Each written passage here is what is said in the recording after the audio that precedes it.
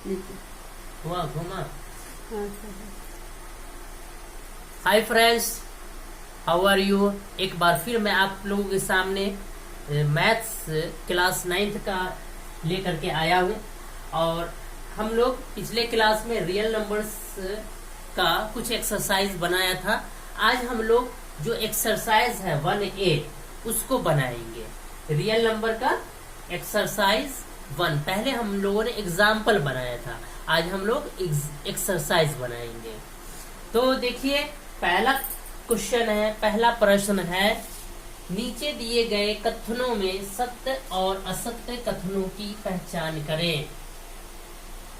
ठीक है, signify the correct and incorrect statement which has given in the following.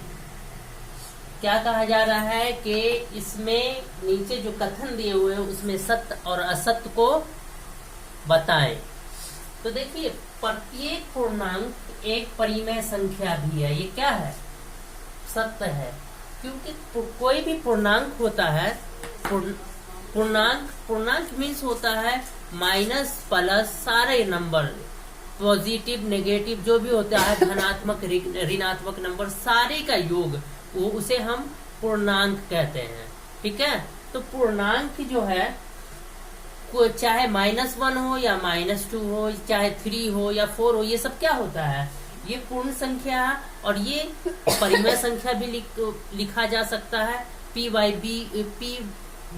के रूप में इसे लिखा जा सकता है। इसलिए ये सत्य है, प्रत्येक पूर्णांक एक परिमेय संख्या भी है। बी है, प्रत्येक भिन्न एक परिमेय संख्या है। भिन्न क्या होता है? भिन्न भी P/Q के रूप में लिखा जाता है। 1/4, 2/3, 5/6, इस टाइप से जो लिखा जाता है वो भिन्न होता है। और उसी टाइप से परिमेय संख्या भी लिखा जाता है। तो इसलिए प्रत्येक भिन्न एक परिमेय संख्या है, ये कथन भी सत्य है। उसके बाद सी है, प्रत्येक प्राकृत संख्या एक पूर्ण संख्या होती है। प्रत्येक प्राकृत संख्या, हमको पता है कि प्राकृत संख्या 1 से शुरू होता है। गिनती की संख्या जो होती है वो प्राकृत संख्या होती है, और गिनती की संख्या में 0 लगा देते हैं तो वो पूर्ण संख्या होती है। तो प्रत्येक प्राकृत संख्या पूर्ण संख्या है। क्योंकि हम जब आगे बढ़ते हैं 0, 1, 2, 3 करते हैं तो सारा क्या हुआ? सारा प्राकृत संख्या आ गया, जो कि पूर्ण संख्या भी है। इसलिए ये भी क्या होगा? प्रत्येक प्राकृत संख्या एक पूर्ण संख्या होती है, सत्य होगा। उसके बाद डी है, प्रत्येक पूर्णांक एक पूर्ण संख्या होती है। प्रत्येक पूर्णांक जब कहते हैं तो पूर्णांक में आपको माइनस का भी राशि आ जाता है, माइनस की भी संख्याएं आ जाती हैं, और प्लस की भी संख्याएं आ जाती हैं। पॉजिटिव नेगेटिव या धनात्मक ऋणात्मक दोनों संख्याएं आ जाती हैं। जबकि पूर्ण संख्या ये प्रत्येक पूर्णांक एक पूर्ण संख्या होती है। पूर्ण संख्या कहाँ से शुरू होता है? 0 से शुरू होता है। तो अगर हम -1 या -2 या -3 करते हैं तो वो तो पूर्ण संख्या नहीं होगी। इसलिए ये क्या है? ये असत्य है। आगे देखिए, ई को हम लोग देखते हैं। इतना आप लोग चाहे तो शॉर्ट स्क्रीन ले सकते हैं। आगे देखिए,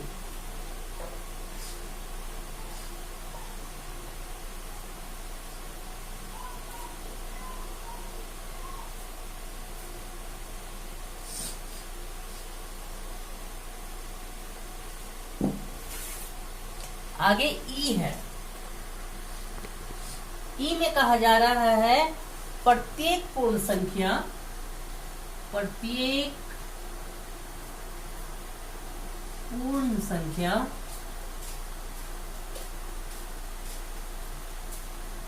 एक प्राकृत संख्या होती है।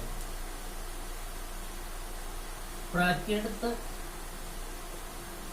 संख्या होती है। तो इसका उत्तर क्या होगा? सोचिए। देखिए क्या है, प्रत्येक पूर्ण संख्या जब पूर्ण संख्या की बात करते हैं तो 0 से शुरू होता है।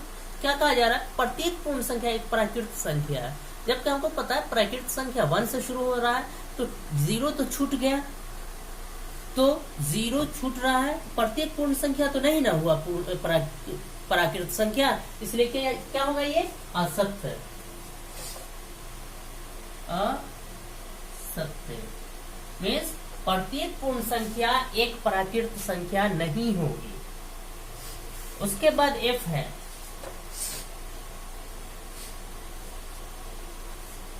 प्रत्येक परिमेय संख्या एक पूर्णांक होती है। प्रत्येक परिमेय संख्या एक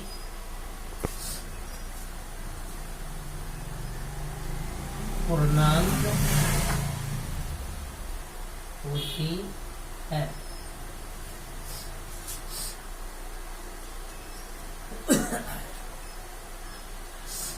उत्तर ये भी आपका असत्य होगा। क्या होगा, ये असत्य होगा, क्योंकि एक मान लो कि एक संख्या हम कोई लिख देते हैं, ऐसी संख्या सपोज के आपके उत्तर में ये चीज दिया हुआ है 3/4, असत्य, असत्य, ये 3/4 है। एक 3/4 को अगर हम काटते हैं तो ये डिवाइड हो जाएगा, डिवाइड जब हो जाएगा पूरी तरह से कट जाएगा तो ये दशमलव में आएगा, इसका आंसर दशमलव में आएगा। दशमलव में अगर आता है, पूरी तरह से कट रहा है, तो वो परिमेय संख्या तो हो जाएगा, लेकिन ये पूर्णांक नहीं होगा, इसलिए ये आपका ई भी क्या है, असत्य है। उसके बाद दूसरा क्वेश्चन है, इतना को देख लीजिए आप लोग, उसके बाद हम लोग दूसरा क्वेश्चन बनाते हैं।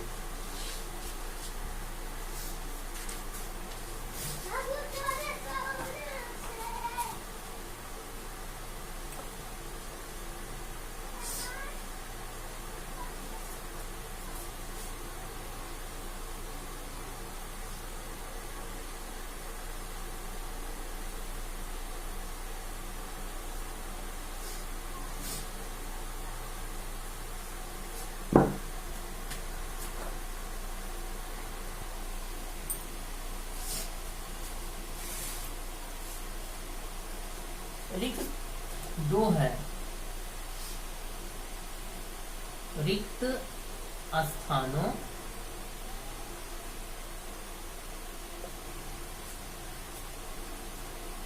की पूर्ति करें। एक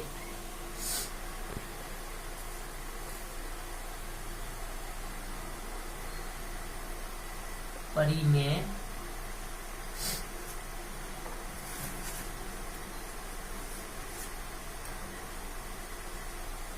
संख्या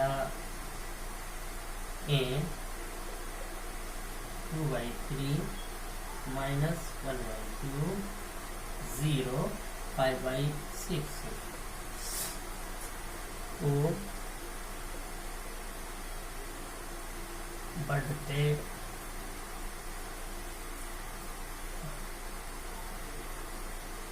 क्रम में लिखने पर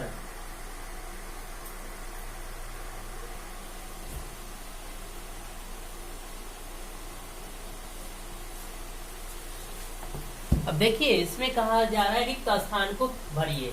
ये परिमेय संख्या दिया हुआ है, इसको बढ़ते क्रम में लिखना है। तो हम उत्तर बनाते हैं। उत्तर में क्या करेंगे, हम इन सब का लघुत्तम ले लेंगे। 3, 2, 6 का लघुत्तम लेने पर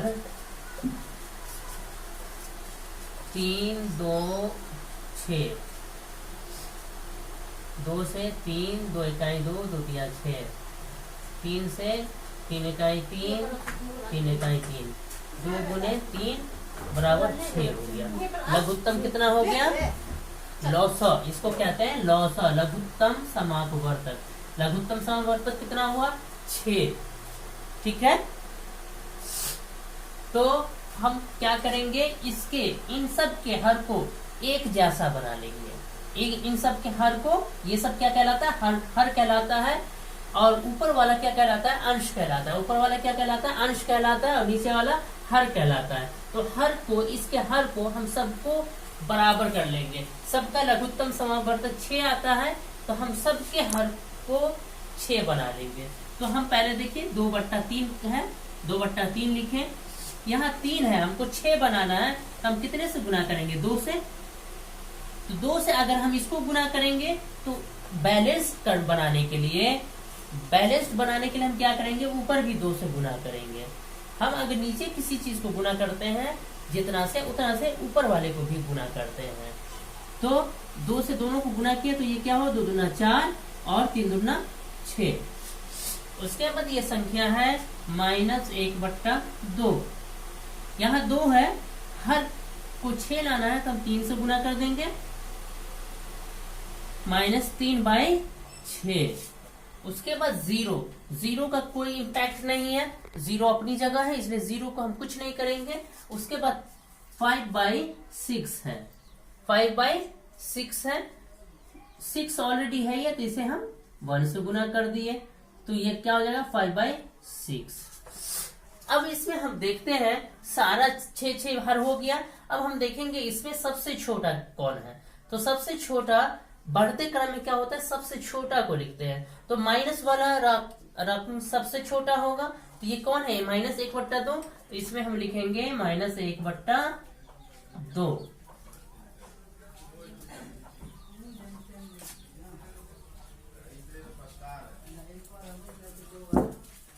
ये हम लिखेंगे -1/2। उसके बाद हम देखेंगे, ये तो आपका हो गया खत्म। उसके बाद ये क्या होगा? 0 उसके बाद होगा। उसके बाद कौन होगा? उसके बाद देखिए ये 4/6 ये होगा। तो 4/6 किसका है? 2/3 का। तो 2/3 लिखे।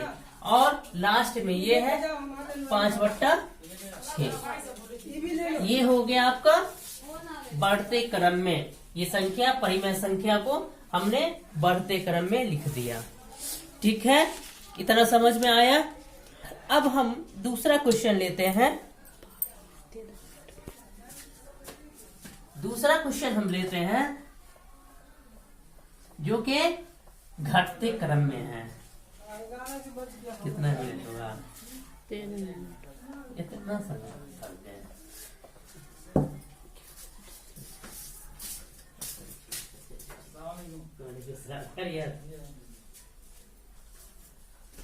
उसके बाद देखिए ये आपका बी है। बी, परिमेय संख्याएं, परिमेय संख्याएं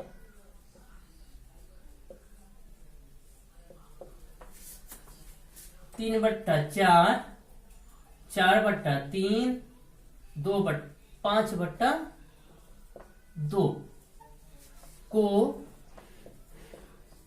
घटते क्रम में लिखने पर